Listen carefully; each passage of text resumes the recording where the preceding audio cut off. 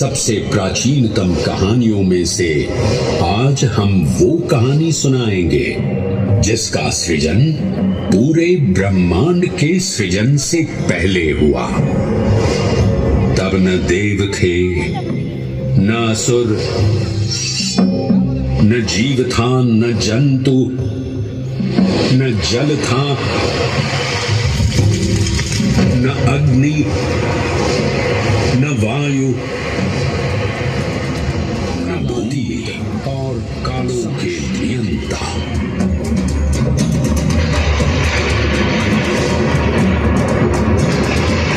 विधाता भी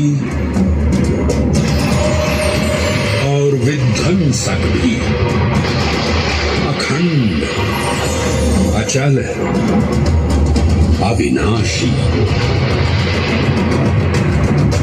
ये कथा है उस महादेव के महाकाल स्वरूप की, जो सृष्टि के आरंभ भी हैं और काल के आगमन भी हैं। वे ही काल के सृजन करता और अपनी माया से विराट विश्व का आकार धारण करने वाले महाकाल।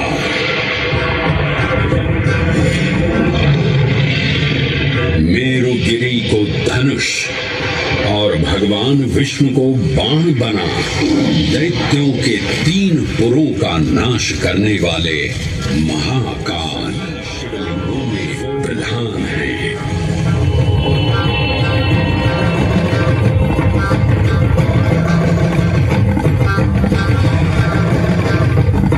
वो महाकाल जिनके त्रिशूल की 3 नोकों से काम, क्रोध और लोभ पर नियंत्रण होता है, जिनके मस्तिष्क पर चंद्र शीतलता का प्रतीक है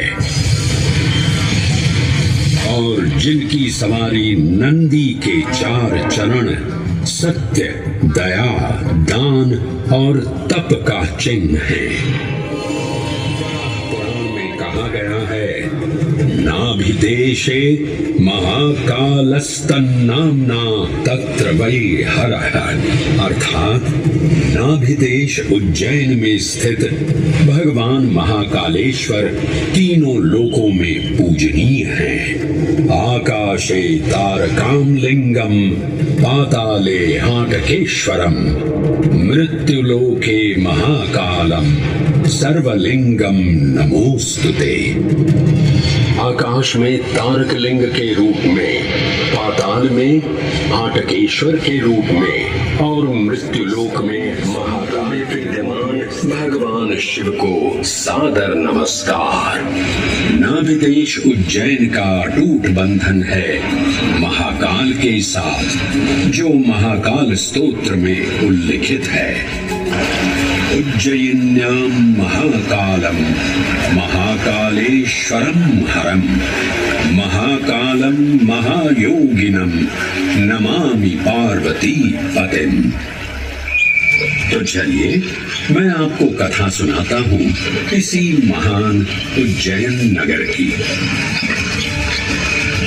उज्जैन, जिसे संस्कृत साहित्य में अवंतिका, विशालिंगा, प्रतिकल्पा, कुमुदवती और अमरावती के नाम से पुकारा गया। उज्जैन, जो मनुष्य को मोक्ष प्रदान करने वाली 7 नगरियों में से एक है। उज्जैन, जहां 84 महादेव का आशीर्वाद प्राप्त है। उज्जैन, जिस पर सदा ही कृपा रहती है महाकाल की। डमरू के नाद से जीवन को ऊर्जा मिलती है। घंटियों की झंकार मन को आनंदित करती है और यहाँ का आकाश शिव आशीष स्वरूप है। श्मशान ऊषर क्षेत्र पीठम तू मनमेव च पंचकत्र, अर्थात यहाँ पर श्मशान, ऊषर यानी अनुपजाऊ भूमि, क्षेत्र अर्थात पवित्र भूमि, पीठ यानी शक्ति स्थान और मन अर्थात आध्यात्मिक शांति का स्थल, पांचों एक ही स्थान पर उपलब्ध हैं। ये संयोग महाकाल की नगरी उज्जैन की महिमा को और गरिमामय बना देता है।